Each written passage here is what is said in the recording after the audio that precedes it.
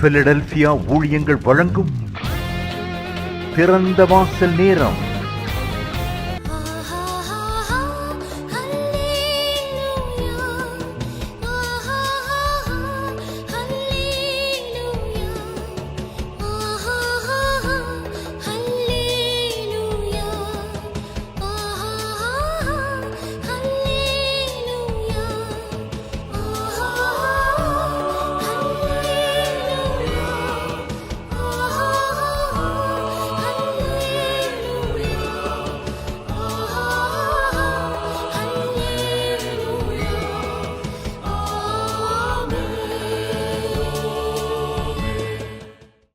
ஆண்டவரும் இரட்சகரும் ஆகிய இயேசு கிறிஸ்துவின் நாமத்தினாலே தேவ பிள்ளைகள் உங்கள் ஒவ்வொருத்தரையும் பிலதெல்பியா ஊழியங்களின் சார்பாக நாங்கள் வாழ்த்துகிறோம்.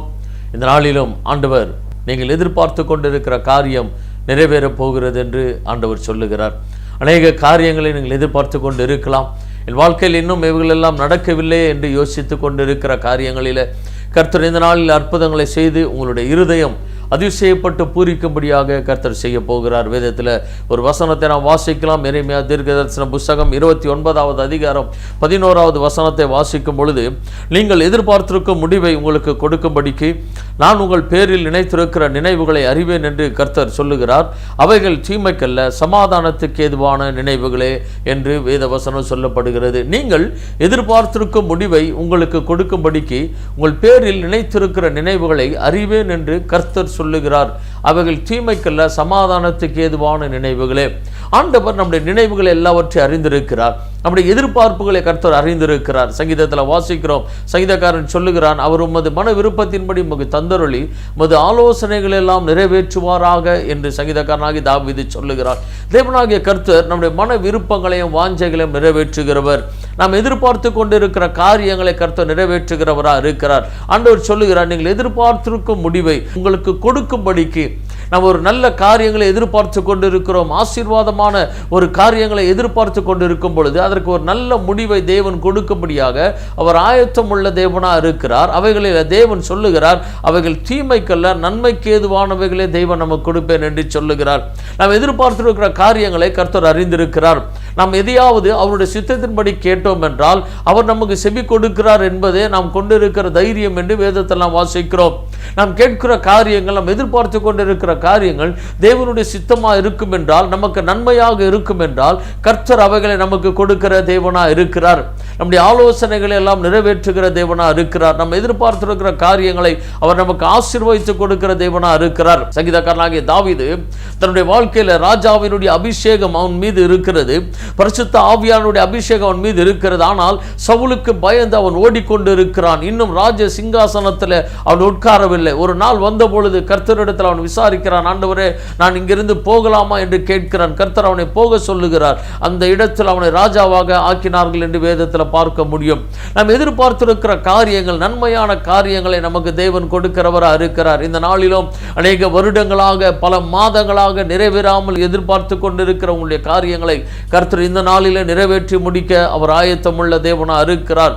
கர்த்தருடைய வேலை வரும் பொழுது கர்த்தருடைய சகல ஆசீர்வாதங்களை நம்முடைய வாழ்க்கையில் வந்து சேருகிறதா இருக்கிறது. அதனால தான் ஆண்டவர் சொன்னார், இடைவிடாமல் ஜெபம் பண்ணுங்கள், சோர்ந்து போகாமல் ஜெபம் பண்ணுங்கள் என்று ஆண்டவர் சொன்னார். ஏனென்றால் பல நேரங்களில் நாம் ஜெபிக்கிற காரியங்கள், நாம் எதிர்பார்த்த காரியங்கள் நிறைவேறாமல் போகும் பொழுது நம்முடைய வாழ்க்கையில் ஒரு சோர்வு வருகிறது.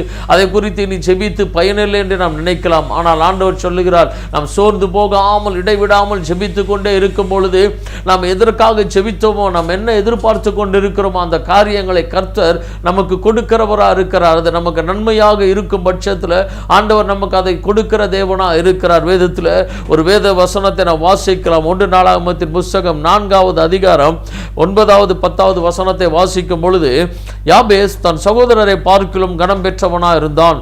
அவன் தாய், நான் துக்கத்தோடு அவனை பெற்றேன் என்று சொல்லி அவனுக்கு யாபேஸ் என்று பெயரிட்டாள். யாபேஸ் இஸ்ரவேலின் தேவனை நோக்கி, தேவரீர் என்னை ஆசீர்வதித்து என் எல்லையை பெரிதாக்கி உமது கரம் என்னோடு இருந்து தீங்கு என்னை துக்கப்படுத்தாதபடிக்கு அதற்கு என்னை விலக்கி காத்தருளும் என்று வேண்டிக் கொண்டான். அவன் வேண்டிக் கொண்டதை தேவன் அருளினார். யாபேசுக்கு ஒரு பெரிய எதிர்பார்ப்பு இருந்தது. அவனுடைய தாய் அவனை துக்கத்தோடு பெற்றிருக்கிறார்கள். ஆனால் யாபேசனுடைய ஒரு பெரிய எதிர்பார்ப்பு தேவன் மீது அவனுக்கு இருந்தது. என்னவென்றால், தேவரீர் என்னை ஆசீர்வதித்து என்னுடைய எல்லையை பெரிதாக்கி உமது கரம் என்னோடு கூட இருந்து தீங்கு என்னை துக்கப்படுத்தாதபடிக்கு அதற்கு என்னை விலக்கி காத்தருளும் என்று வேண்டிக் கொண்டான். இப்ப யாபேசனுடைய ஒரு பெரிய எதிர்பார்ப்பு என்னவென்றால், தேவனாகிய கர்த்தர் அவனை ஆசீர்வதிக்க வேண்டும் என்று அவன் எதிர்பார்த்து கொண்டிருந்தான். அது மாத்திரம் கிடையாது, என்னுடைய எல்லைகள் பெரிதாக வேண்டும், உம்முடைய கரம் என்னோடு கூட இருந்து தீங்கு என்னை துக்கப்படுத்த கூடாது ஆண்டவர் என்று சொல்லுகிறான். நாம் ஆண்டவரை நோக்கி எதிர்பார்த்து ஜெபிக்கிற காரியங்களில் கர்த்தர் நமக்கு அருளுகிற தேவனா இருக்கிறார். நம்முடைய செபங்களுக்கு அவர் பதில் கொடுக்கிற தேவனா இருக்கிறார். யாபேசனுடைய எதிர்பார்ப்பு எப்படி இருந்தது என்றால், என்னுடைய வாழ்க்கை ஆசீர்வாதமா இருக்க வேண்டும், என் தாய் என்னை துக்கத்தோடு பெற்று இருக்கிறாள், என் சகோதரர்கள் எல்லாரையும் பார்க்கிறோம், நான் ஒரு ஆசீர்வதிக்கப்பட்டவனா இருக்க வேண்டும், ஆண்டவர் என்னுடைய எல்லைகளை பெரிதாக்க வேண்டும். அது மாத்திரம் கிடையாது, தேவனுடைய கரம் எப்பொழுதுமே என்னோடு கூட இருக்க வேண்டும், கர்த்தருடைய கரம் எப்பொழுதும் என்னோடு கூட இருந்து தீங்கு என்னை துக்கப்படுத்த கூடாது என்று அவன் தேவனிடத்தில் வேண்டிக் கொள்ளுகிறான். அவனுடைய எதிர்பார்ப்புகள் ஒரு ஆசீர்வதிக்கப்பட்ட எதிர்பார்ப்புகளாக இருக்கிறது. உடனடியாக தேவன் அவன் வேண்டிக் கொண்டதை அவனுக்கு தேவன் அருளினார் என்று வேதத்தில் நாம் வாசிக்கிறோம். எனவே நம்முடைய எதிர்பார்ப்புகளை கர்த்தர் அறிந்திருக்கிறார், நம்முடைய வாஞ்சைகளை கர்த்தர் அறிந்திருக்கிறார். கேளுங்கள், அப்பொழுது உங்களுக்கு கொடுக்கப்படும் என்று ஆண்டவர் சொன்னார். நாம் எதிர்பார்ப்போடு வாஞ்சையோடு தாகத்தோடு தேவனிடத்தில் நாம் கேட்கும் பொழுது ஆண்டவர் அந்த ஜெபத்தை கேட்டு நமக்கு பதில் கொடுக்கிற தேவனா இருக்கிறார். யாபேஸ் துக்கத்தோடு அவன் வேதனையோடு ஆண்டவரை பார்த்து சொல்லுகிறான், ஆண்டவரே என்னுடைய குடும்பத்தில் என்னை என்னுடைய தாய் துக்கத்தோடு பெற்று இருக்கிறார்கள், ஆண்டவரே என்னுடைய வாழ்க்கை ஆசீர்வாதமாய் மாற வேண்டும் ஆண்டவரே என்று அவனுக்கு ஒரு பெரிய எதிர்பார்ப்பு இருந்தது. நம்முடைய வாழ்க்கையில் ஒரு பெரிய எதிர்பார்ப்பு இருக்க வேண்டும். என்னவென்றால், நம்முடைய தேவனாகிய கர்த்தர் நம்முடைய வாழ்க்கையில் ஆளுகை செய்ய வேண்டும், நம்முடைய வாழ்க்கையில் தேவனுடைய கிரியைகள் அதிகமாய் பெருக வேண்டும் என்ற ஒரு பெரிய எதிர்பார்ப்பு நமக்குள்ளாக இருக்க வேண்டும். நாம் எதிர்பார்த்திருக்கும் முடிவை தேவனாகிய கர்த்தர் நமக்கு கொடுக்கிறவராக இருக்கிறார். எனவே நம்முடைய எதிர்பார்ப்புகள் நம்மையும் தேவனையும் பிரிக்க முடியாத அளவுக்கு இணைந்தவர்களாக இருக்க வேண்டும். ஆண்டவரே, இந்த உலகத்தில் ஆண்டவரே உம்முடைய நாமத்தை மகிமைப்படுத்துகிற ஒரு பாத்திரமாய் விளங்க வேண்டும். ஆண்டவரே என்னை ஆசீர்வதிங்க, ஆண்டவரே உம்முடைய நாம மகிமைக்கென்று என்னை ஆசீர்வதியும் ஆண்டவரே என்று தேவனிடத்தில் நம்முடைய எதிர்பார்ப்புகள் இருக்கும் பொழுது தேவன் நம்மை ஆசீர்வதிக்கிற தேவனா இருக்கிறார். நம்முடைய இருதயத்தின் வாஞ்சைகளை கர்த்தர் அறிந்திருக்கிறார். நாம் எதையாகிலும் அவருடைய சித்தத்தின்படி நாம் கேட்கும் பொழுது அவர் நமக்கு கண்டிப்பாக செவி கொடுப்பார் என்பது நமக்கு ஒரு தைரியமா இருக்கிறது. தைரியத்தோடு கிருபாசன தண்டையிலே நாம் சேர கடவோம் என்று வேதத்தில் வாசிக்கிறோம். எனவே நம்முடைய தேவனாகிய கர்த்தர் நமக்கு எல்லாவற்றையும் கொடுக்கிறவராக இருக்கிறார். யாபேஸ் அதை கண்டுபிடித்தார். என்னுடைய வாழ்க்கையை மாற்ற என் தேவனால் மாத்திரமே முடியும், என்னுடைய வாழ்க்கையை ஆசீர்வதிக்க என் தேவனால் மாத்திரமே முடியும் என்பதை யாபேஸ் அறிந்திருந்தபடினால தேவனாகிய கர்த்தரை நோக்கி எதிர்பார்த்து கொண்டிருக்கிறார். தேவனிடத்தில் ஒரு பெரிய எதிர்பார்ப்பு யாபேசுக்கு இருந்தது. என்னவென்றால், என்னை ஆசீர்வதிக்க வேண்டும் ஆண்டவரே, நான் உம்முடைய பிள்ளை ஆண்டவரே, நான் ஆசீர்வாதமா இருக்க வேண்டும் ஆண்டவரே என்று சொல்லுகிறாள். என்னுடைய எல்லைகள் பெரிதாக வேண்டும் ஆண்டவரே, என்னுடைய எல்லைகள் விரிவாக வேண்டும் ஆண்டவரே, என் தேவனால் நான் ஆசீர்வதிக்கப்பட்டவனாய் இந்த சமுதாயத்தில் என்னை சுற்றி இருக்கிறவர்கள் மத்தியில் நான் ஒரு ஆசீர்வதிக்கப்பட்டவனாய் இருக்க வேண்டும் என்ற ஒரு பெரிய எதிர்பார்ப்பு யாபேசுக்கு இருந்தது. இன்றைக்கு நம்முடைய எதிர்பார்ப்புகள் எப்படி இருக்க வேண்டும் என்றால், கர்த்தர் நம்முடைய வாழ்க்கையில் மகிமைப்படும்படியாக, கர்த்தர் நம்முடைய வாழ்க்கையில் கிரியை செய்யும்படியான ஒரு பெரிய எதிர்பார்ப்போடு தேவனை நோக்கி நாம் பார்க்க வேண்டும். இந்த உலகத்தில் என்னை உண்டாக்கி இருக்கிறீர் ஆண்டவரே, தாயின் கர்ப்பத்தில் என்னை உருவாக்கி இருக்கிறீர் ஆண்டவரே, இந்த உலகத்தில் நான் வாழ்ந்து கொண்டு இருக்கிறேன், ஒரு சாதாரணமான ஒரு வாழ்க்கை அல்ல ஆண்டவரே, என் தேவனால் ஆசீர்வதிக்கப்பட்ட ஒரு வாழ்க்கை இருக்க வேண்டும் ஆண்டவரே, என்னுடைய எல்லைகள் பெரிதாக வேண்டும் ஆண்டவரே, என்னுடைய ஆசீர்வாதங்கள் பெருக வேண்டும், என்னுடைய எல்லைகள் பெரிதாக வேண்டும். ஆபிரகாமை குறித்து வேதத்தில் வாசிக்கும் பொழுது ஆண்டவர் ஆபிரகாமை அழைக்கும் பொழுது ஆபிரகாமை பார்த்து ஆண்டவர் சொல்லுகிறார், உன்னை ஆசீர்வதித்து உன் சந்ததியை பெரிதாக்குவேன் என்று சொன்னார். இந்த பூமியில் உள்ள சகல ஜனங்களை பார்க்கிறோம், நீ ஆசீர்வதிக்கப்பட்டிருப்பாய் என்று இஸ்ரவேல் ஜனங்களை பார்த்து ஆண்டவர் சொன்னார். நம்முடைய தேவனாகிய கர்த்தருக்கு நம்மை ஆசீர்வதிப்பது மிக மிக பிரியம். நம்முடைய எதிர்பார்ப்புகள் இன்றைக்கு எப்படி இருக்கிறது? சின்ன காரியங்களை நாம் எதிர்பார்த்து கொண்டு இருக்காமல், அற்பமான காரியங்களை நாம் எதிர்பார்த்து கொண்டு இருக்காமல், தேவனிடத்திலிருந்து பெரிய காரியங்களை நாம் எதிர்பார்க்கிறவர்களா இருக்க வேண்டும். ஆண்டவரே, நான் ஆசீர்வதிக்கப்பட்டவனா இருக்க வேண்டும் ஆண்டவரே, நான் ஆசீர்வதிக்கப்பட்டவளா இருக்க வேண்டும், என்னுடைய குடும்பம் ஆசீர்வாதமா இருக்க வேண்டும், எங்களை சுற்றி பார்க்கிறவர்கள் நாங்கள் ஆசீர்வதிக்கப்பட்டவர்களா இருப்பதை அவர்கள் பார்க்க வேண்டும் ஆண்டவரே என்று வேதத்தில் நாம் இருந்து தேவனை நோக்கி நாம் பார்க்க வேண்டும். கர்த்தர் சொல்லி இருக்கிறார், உன்னை ஆசீர்வதித்து உன்னை காப்பேன் என்று ஆண்டவர் சொல்லி இருக்கிறார், உனக்கு சமாதானம் கட்டளையிடுவேன் என்று ஆண்டவர் சொல்லி இருக்கிறார். எனவே நாம் ஆசீர்வாதமா இருக்க வேண்டும் என்பது தேவனுக்கு பிரியமான ஒரு காரியம். ஆதாமி ஏவாளே உண்டாக்கின தேவனாகிய கர்த்தர் அவரை ஆசீர்வதித்தார் என்று வேதத்தில் வாசிக்கிறோம். ஆண்டவராக இயேசு கிறிஸ்து பரத்திற்கு ஏறி போகும் பொழுது இந்த பூமியிலிருந்து அவர் தன்னுடைய எல்லா ஊழியங்களை முடித்து நமக்காக கல்வாரி சிலுவையில் ரத்தத்தை சிந்தி ஜீவனை கொடுத்து மரித்து 3ஆம் நாள் உயிரோடு எழும்பி 40 நாட்கள் தன்னுடைய சீஷர்களுக்கு அவர் தரிசனமானார். அவர் பரலோகத்திற்கு ஏறி போகும் பொழுது நம்முடைய 2 கரங்களை உயர்த்தி அவர்களை ஆசீர்வதித்தார் என்று வேதத்தில் வாசிக்கிறோம். யாபேசுக்கு ஒரு எதிர்பார்ப்பு இருந்தது. தேவரீர் என்னை ஆசீர்வதியும் ஆண்டவரே, என்னை ஆசீர்வதிங்க ஆண்டவரே, என்னுடைய எல்லையை பெரிதாக்குங்க ஆண்டவரே, ஒரு குறுகின எல்லையில் நான் இருக்கக்கூடாது ஆண்டவரே, என்னுடைய வாழ்க்கை ஒரு குறுகினதா இருக்கக்கூடாது, என்னுடைய வாழ்க்கை ஆசீர்வாதமா இருக்க வேண்டும். சங்கீதக்காரன் தாவீது சொல்லுகிறார், நெருக்கத்தில் இருந்த எனக்கு தேவன் விசாலத்தை உண்டு பண்ணினார், நெருக்கத்தில் இருந்த எனக்கு தேவன் விசாலத்தை உண்டு பண்ணினார். நமக்கு விசாலத்தை உண்டு பண்ணுகிறவர், நம்மை அளவில்லாமல் ஆசீர்வதிக்கிற தேவனாகிய கர்த்தர். ஆபிரகாமுடைய ஆசீர்வாதம் இந்த பூமி தாங்கக்கூடாததா இருந்தது என்று வேதத்தில் வாசிக்கிறோம். ஈசாக்கு விதை விதைத்தான், 100 மடங்கு அதை அறுவடை செய்தான்.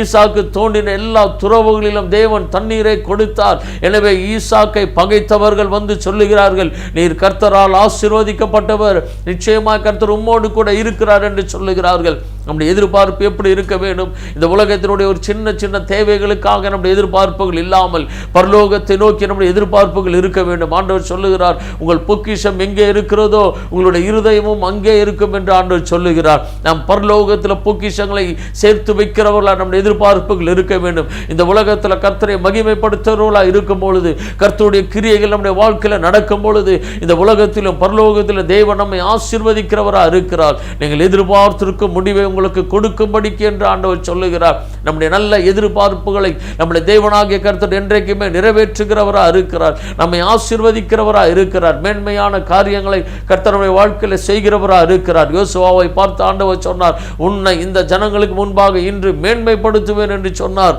யோசுவாவை மேன்மைப்படுத்தினார்.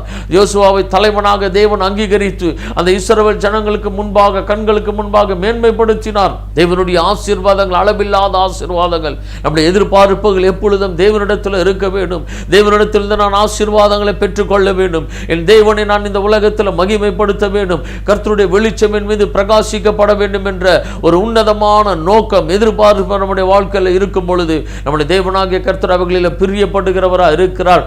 பரலோகத்திலிருந்து நம்மை தேவனாகிய கர்த்தர் ஆசீர்வதிக்க வேண்டும் என்றால் இந்த உலகத்தில் கர்த்தரை நாம் மகிமைப்படுத்தும்படியாக தேவனிடத்திலிருந்து ஆசீர்வாதங்களை நாம் கேட்க வேண்டும். நம்முடைய எதிர்பார்ப்புகள் விலையேற பெற்றதாக உன்னதத்தை நோக்குகிற ஒரு எதிர்பார்ப்புகளாக நம்முடைய வாழ்க்கையில் இருக்க வேண்டும். நீங்கள் எதிர்பார்த்திருக்கும் முடிவை உங்களுக்கு கொடுக்கும்படிக்கு நான் உங்கள் பேரில் நினைத்திருக்கிற நினைவுகளை அறிவேன் என்று கர்த்தர் சொல்லுகிறார். அவைகள் தீமைக்கல்ல, சமாதானத்துக்கு ஏதுவான நினைவுகள் என்று சொல்லுகிறார். சமாதானமான காரியங்களை தேவன் கொடுக்கிறவராக இருக்கிறார். உன் அலங்கத்திற்குள்ளே சமாதானமும் உன் அரமனைகளுக்குள்ளே சுகமும் தங்கியிருப்பதாக என்று வேதத்தில் வாசிக்கிறோம். யாபேஸ் சொன்னது போல, ஆண்டவரே என்னை ஆசீர்வதிங்க ஆண்டவரே, ஒரு குறை உள்ளவனா அல்ல, நிறைவா என்னை ஆசீர்வதிங்க, என் பாத்திரம் நிரம்பி வழியேற்றும் ஆண்டவரே.